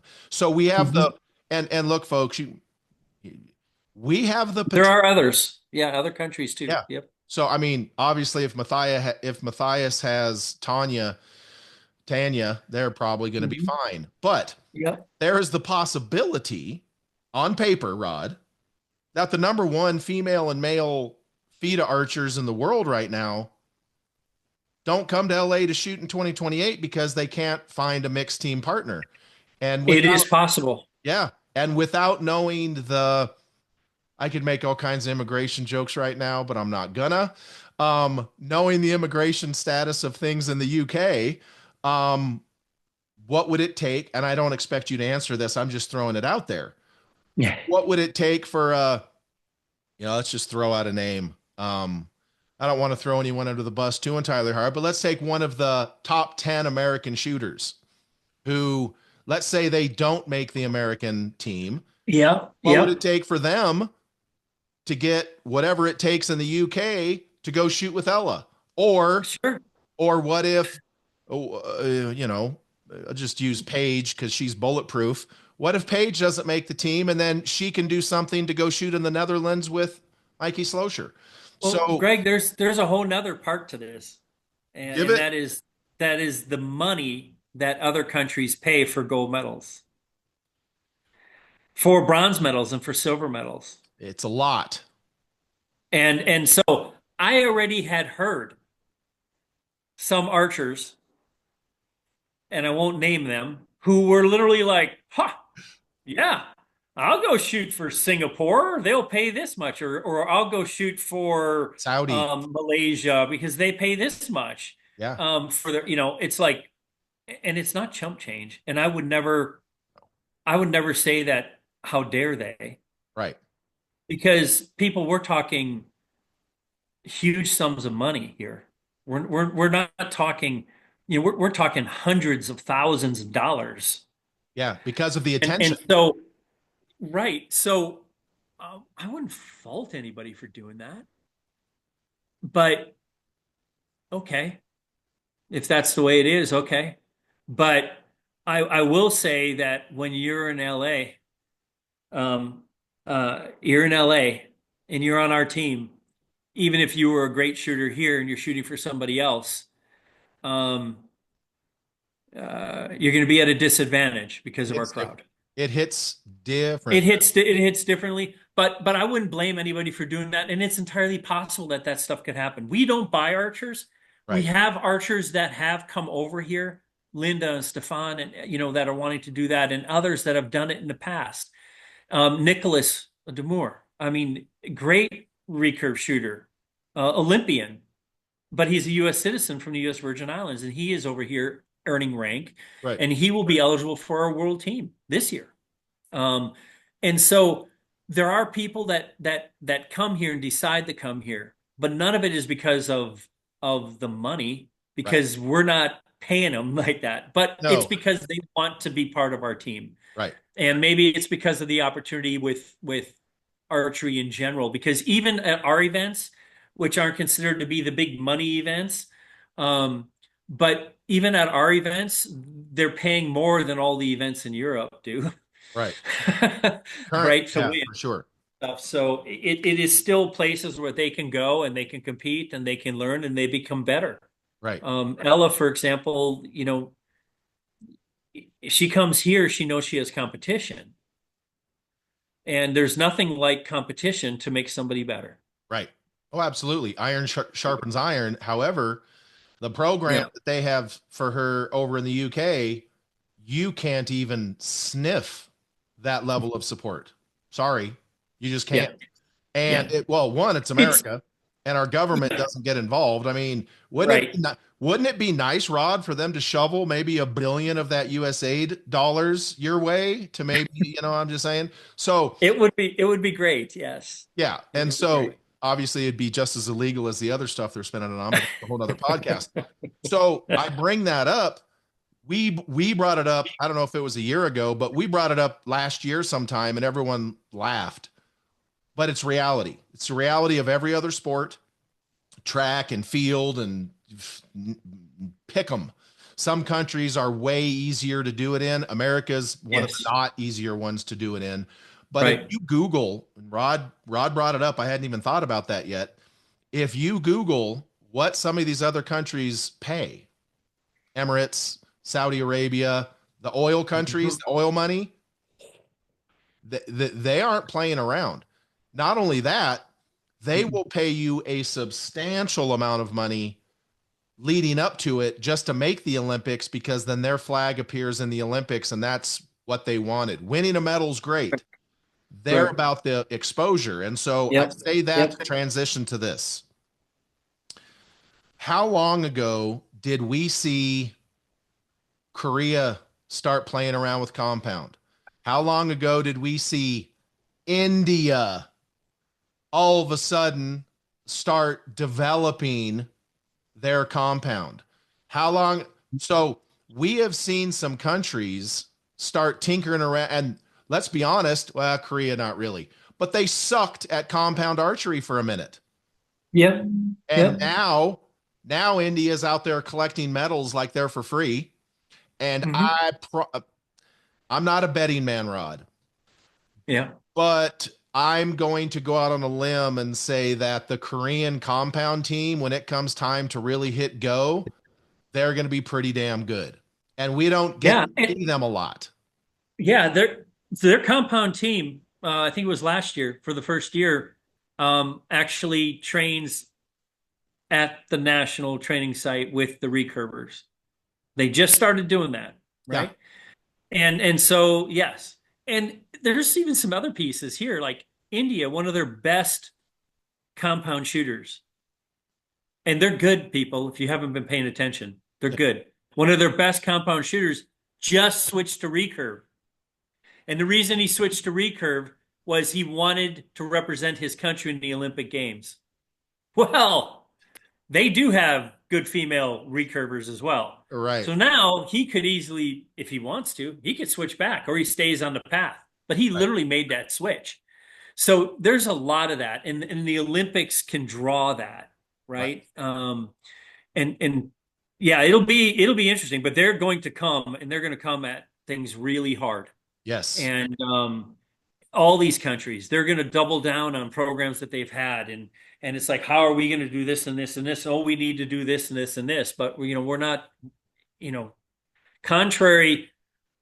We always hear so many times when I'm like, hey, are we eligible to receive this benefit through, all things that are offered through the IOC or World Archery or whatever? And they're like, no, it's only for those countries. You guys are one of the wealthy countries, so you don't get it. And Right. it's like, well, but we don't have any of the resources that others do. Right. The Exactly. Italians do and the French do and others that are government supported, you Right. know. So It so changes the game. let me ask you this question. I really, and folks, when Rod came onto this, I could hear the news conference still going in the background. So I cannot thank you enough for jumping on here with me to hammer this out literally in the moment. Yep. And so everybody wants archery to be a real sport. Everybody wants archery to quote unquote get over the hump. Everybody wants archery to get there, but they want it to get there their way. Mhm. And if history is any indication, the archer's way never fucking works. As a matter of fact, archer's ways prevent it from happening. And you and I have had a lot of these conversations. You've been gracious enough to come on the podcast and be very forthcoming. And even you, Mhm. it's Mhm. not dismissive, but even you have on some topics when it comes to the sport have been like, oh, there's really nothing I can do about that. I don't have the funding. And Yeah. so, Gets back. yeah. And so now that we're here and Compound is mixed team, and once again, folks, if you make fun of the fact that only mixed teams makes it, please delete your account and log off the internet. This is the foot in the door. Now it's up to us to inundate NBC Sports, to inundate To everybody watch. to It'll be watch. about coverage, right? 100%. We had Right. phenomenal coverage in Paris for Yep. both the Paralympics and the Olympics. Set records, phenomenal. We got Exactly. to do it again. Yep. So my question for you is this: as someone who is running an organization, and not just an organization, but America's NGO, the organization that governs our Olympic archery. Now that we're here and we have our foot in the door, at what point do people like you just pull the cover back and go, we got to start reading the room with other sports now, because now we're not just recurve in the Olympics. So the whole, and this is like with us, with athletes changing countries and coaches changing countries. Yeah. Folks Yeah. laughed at us last year when we talked about it because they're like, oh, it doesn't matter for archery. Bullshit. It matters for every sport, but Yeah. archers have managed to make sure that as much as they want archery to be a real sport, they prevent people like you from treating it like it is. So now that we're here and you're going to have to deal with all this USOPC, and I don't envy your job moving forward, although it's going to be exciting and they're going to be moving the decimal point on your dollars. Yeah. Now that we're here, how long is it going to take you to adjust to the fact of, yeah, no, now I need to pay attention to what every other sport is doing in this regard because now we're fully in? Yeah. Well, I will be honest, and people may not believe this, but we pay attention to every sport all the time. And that's one of the beauties of being in the Olympic movement is I regularly talk with all of the other sports and their CEOs about what are they doing that's different and how are they doing something and how are they developing their athletes and how are they handling this or how are they doing things differently than what we do. And we try and adapt things that are great ideas, and they do the same with us. And so these are things that are ongoing and they will only accelerate. What I am hoping for, Greg, is that the industry itself, okay, while USA Archery is by far the largest member archery organization in the United States, by far, okay, um, we get probably, not probably, we get less support than almost everybody else. And From I straight. hope So in that regard, you're only referring to archery industry. endemic. Yes, Yeah. your own. So Yes. what he's talking about, folks, he's not talking about the USOPC money, Olympic money. No. He's No. He's only talking about when you show up at an event. Sponsors. Yeah, when you show up at an event and you see the all the signage and you see the big banners with thanks to our sponsors, that's what he's talking about. Yeah. Yeah. So that is correct. And so what I'm hoping is that the entire industry, all of it, um, gets involved in a bigger way because this is something that can truly help the industry. Archery, and you know this, Greg, you've been involved with manufacturers forever, and you know this. The archery industry, everybody is struggling because the license sales continue to decline in the United States. So they're seeing declines, and everybody's fighting for a smaller and smaller piece of the pie. And this target archery is something that statistically, all the statistics show is growing. So we need the archery industry to understand that this is another part of it. Don't give up on that part of the world, and the hunting license and all that type of thing. Don't give up on that. Right. We can't do that. But you need to support the other part too. And the other part is a part that's growing and it's huge. It's massive. It's in the hundreds of millions worldwide. Let's get involved and let's go, and support. Talk to me, reach out to me. We could use your support. We could find ways of doing things that then allow us to do more for even more archers and more for the sport, right? So these things are incredibly important. Like you said, Greg, we don't have government money. The USOPC money, people, is not government money. They don't get a penny from the government. Okay. It's all private. It's all private money. So we all need support.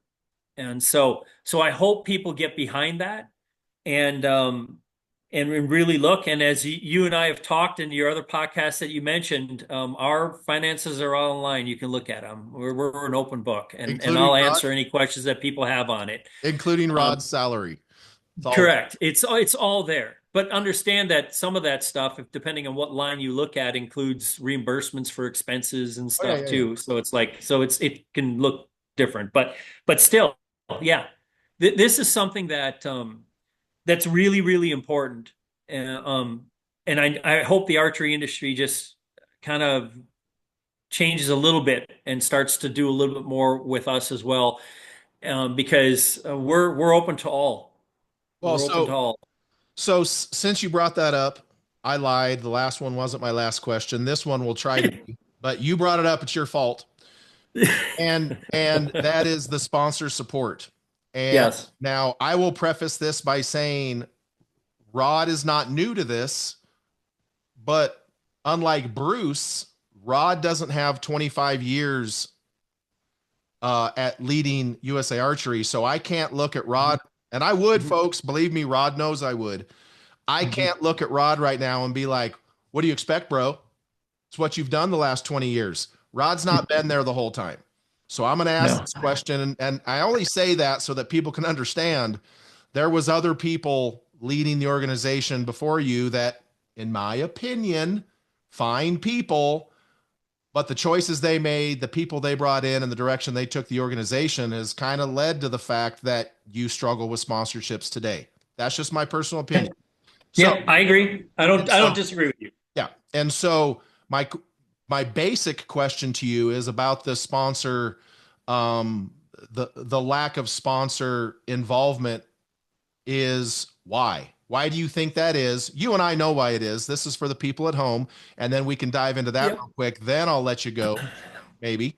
But so the question is, explain why. I mean, folks Yeah. need to know why, and then you and I both know the reasons have to do with the way the organization and the events were run, some of the other things, but explain some of the history that got you to where you are and kind of what you're doing to try to dig back out of it. Yeah. So, some of it is way back when, right? They had one sponsor per category. They would give exclusives for pretty much everybody by category. You Mhm. had an arrow sponsor, you had a bow sponsor, you had, sights. You had different sponsors. They were exclusive. So it didn't lead to a lot of opportunity for others to bust in and to get into supporting USA Archery. That's one piece to it. another part to it is a lot of those think that, oh, because of certain sponsors that have been long-term sponsors and for certain people that have been big supporters of ours, that they actually run the show and they don't, right? They're literally sponsors. They, we're when I talk to endemic, in other words, archery sponsors or archery industry sponsors, a lot of times it's like, well, that's not our core. That's not our core archers. It's not our core business. And I'll show them that no, actually, we are. We have more people, for example, at USA Archery that hunt that most, well, not that most, that all the other archery organizations have in total members. So people need to understand that if you're shooting a certain bow for target, that's what you're hunting with too. And you're shooting it year round, right? And you're doing things. But we've got to change the narrative and just show people that we are not just those Olympic people, those crazy Olympic people that are just shooting recurves. Um, to be honest, we have a bigger compound membership when we have recurve membership. It is America. Okay. We have more compounds as members, compound athletes as members than all those other organizations have in total members.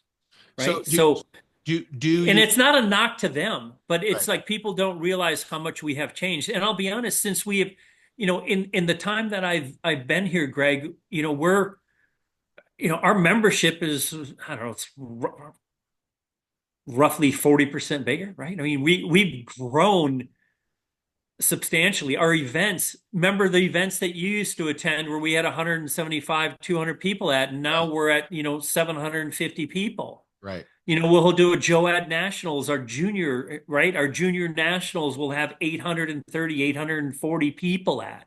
Right. And it's so they're different. But again, we're also limited because we can't go too big because the fields, right? We just Right. can't. I mean, it is what it is. But so there are a lot of old preconception of what you can do and you can't do, and then of course with the Olympics, then there's the rules that they have around sponsors and who can do things and all that. And sometimes that just leads people to say, ah, heck with it. But we're doing better and we're getting more non-endemics too, and we need all of those.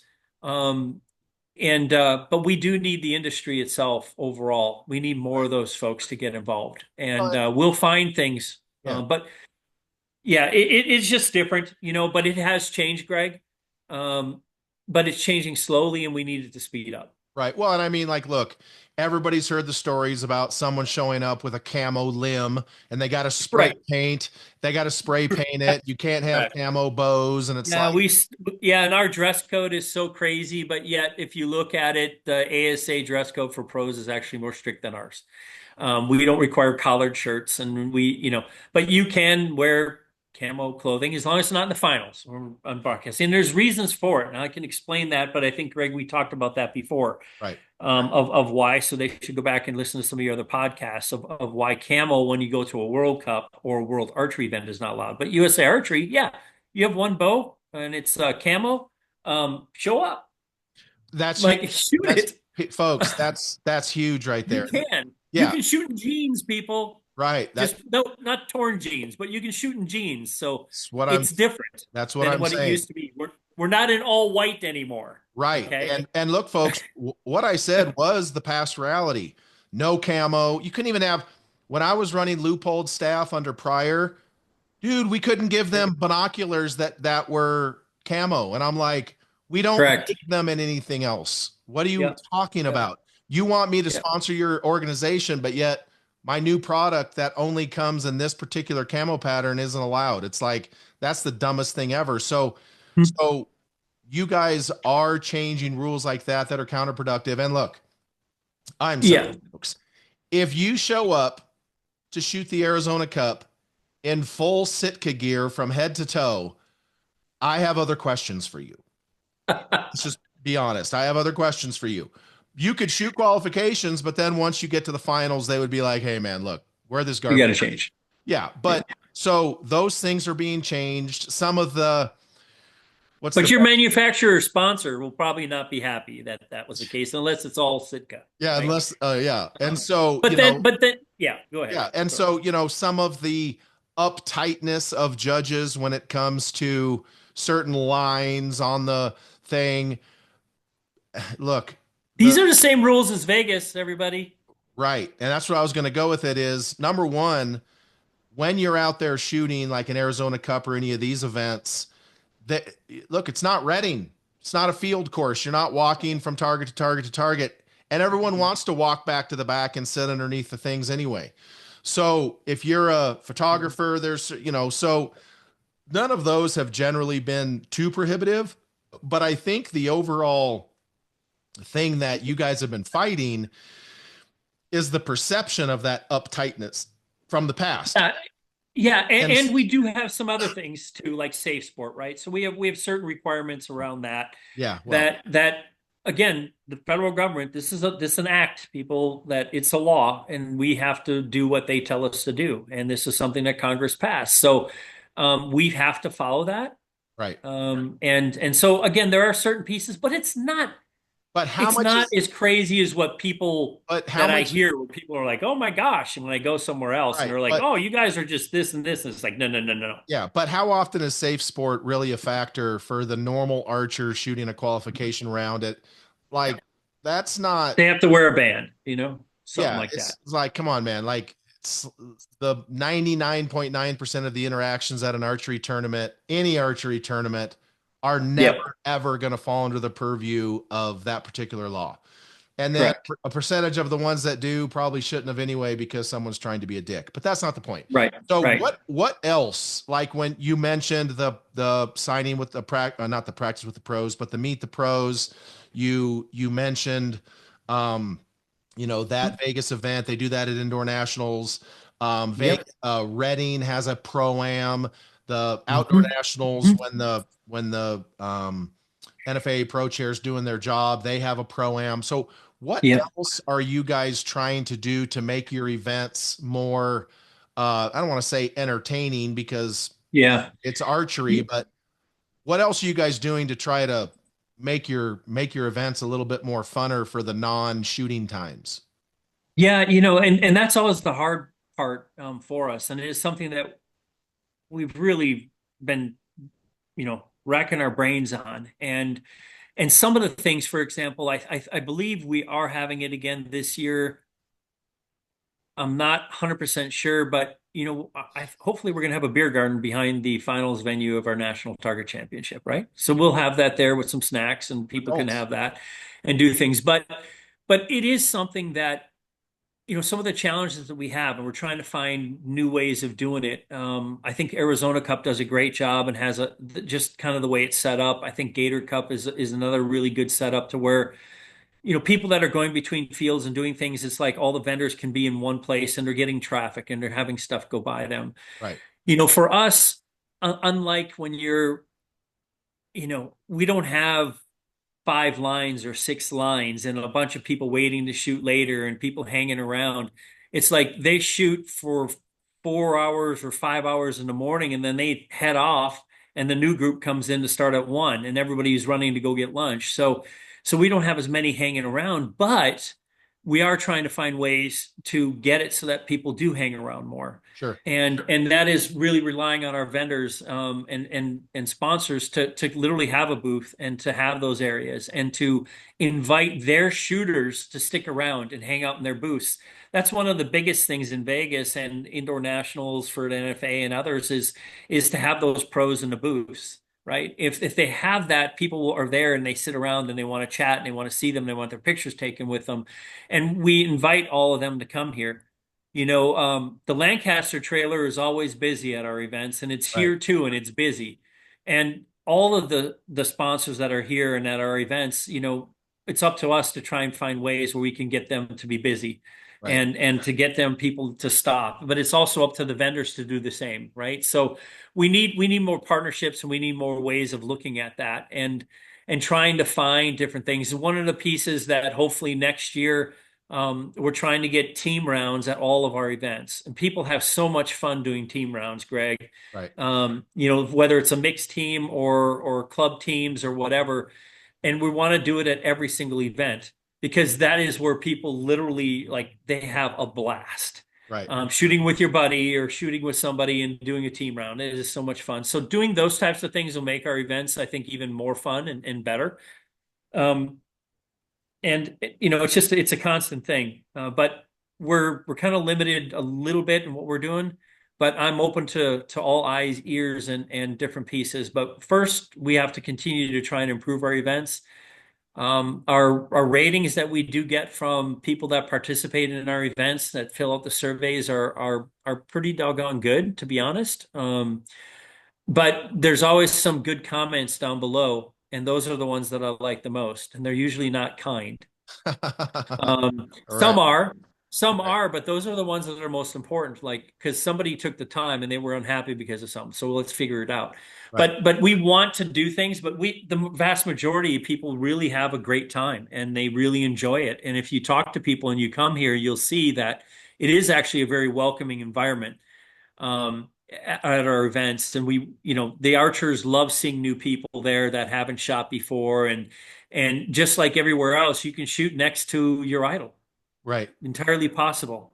So these are really, really good things. And as we grow and as our funds and things change, we'll be able to have money to do more things. This year, we're paying out the sixth place. It's not a lot, but it's paying the sixth and not just for second and third.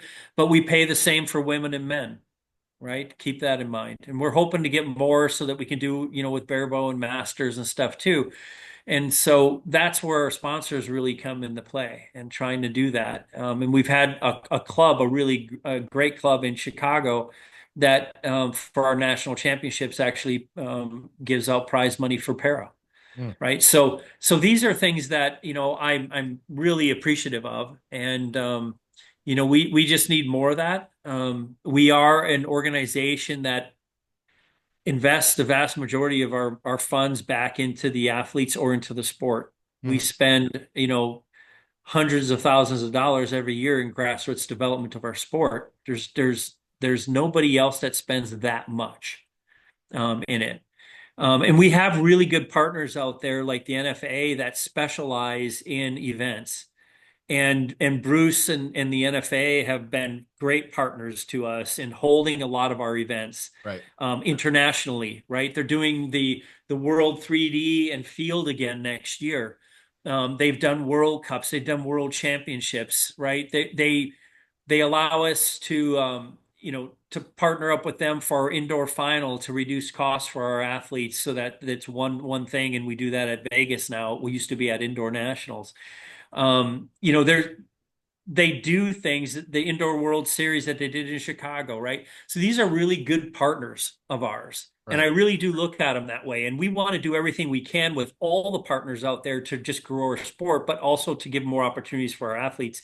And so, again, how can we make it better? It's looking at everything, but our sport needs more money all the way across the board. Sure. If you go to an event and you have a great time, chances are they were able to do some things or sponsors did some things and put some money into it, and that's why. And Absolutely. so we need that. We need that help. That's it. We really do.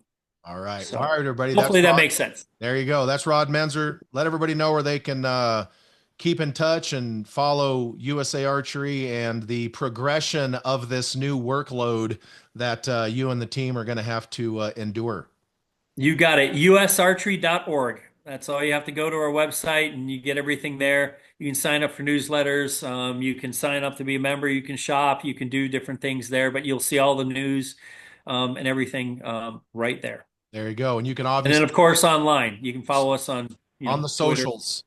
Yeah, socials, all on that. the socials. USA is everywhere out there. All right, Rod, I appreciate Yep, it. Congratulations on absolutely. and yeah, bro, it's go time. It is go time. So that's going to be it for the podcast today, everybody. Rod did mention one thing about that I do want to hit on, and that was the beer garden. I don't drink, so I don't whatever.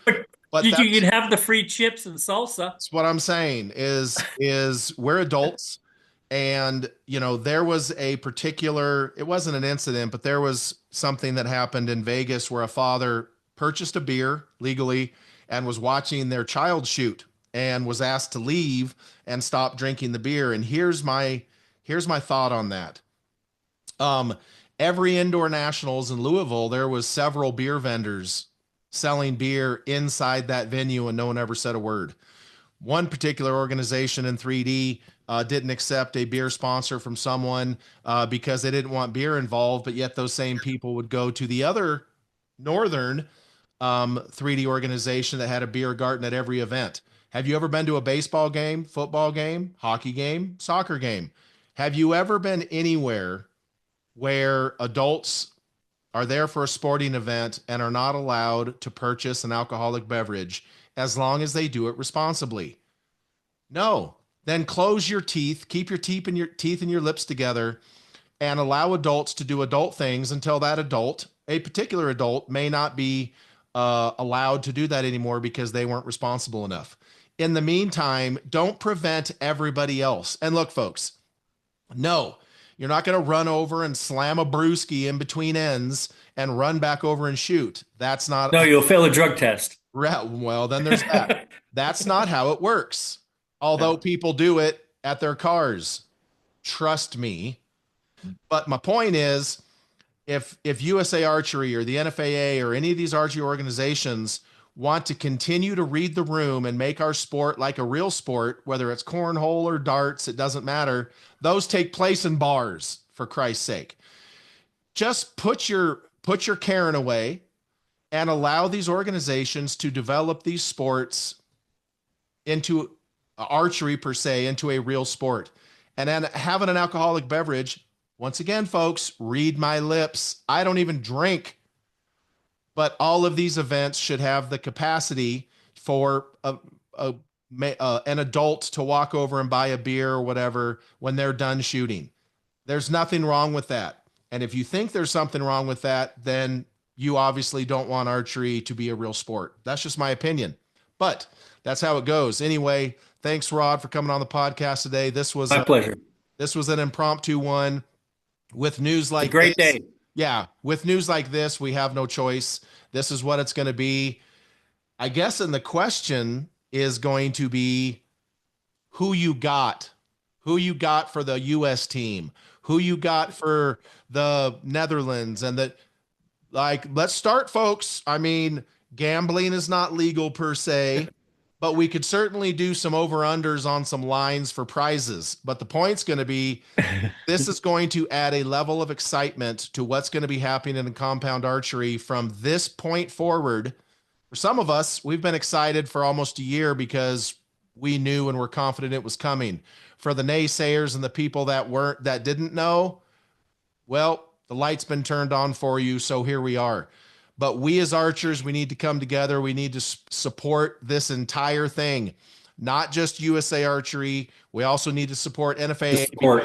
They're and the NFAA and USA Archery work together more than any of you realize. We need to support the LA28.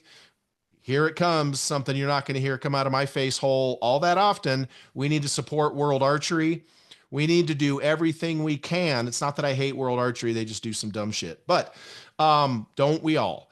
And so now is the time for compound archers to get out of our own way. And I'll tell you the group that we need to activate the most. We, the media, the influencers, the Rods, the Bruces, the Tom Dielen's really not going to be able to.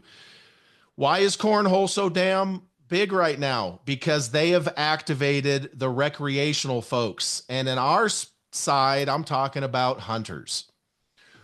What can we do? I want to hear from y'all. Email Rod, email me. It doesn't really matter.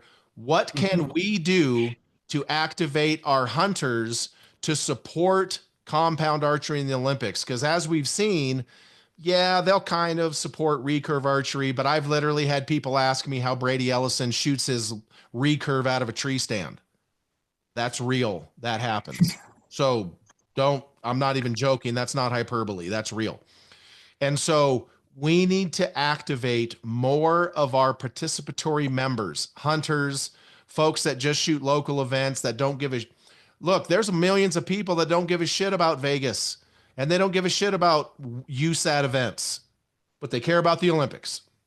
We need to Yep. activate those people. So get active, folks. We need to start getting the word out there. And that's just what we need to do. So hopefully the weather's good where you are. If you're out there doing the dang thing, as you can see from my eyes, I just got back from the Arizona Bike Week. But whatever you're doing out there, be safe, folks. You know the drill. We want to hear from you, not about you. And as always, love, peace, and chicken grease.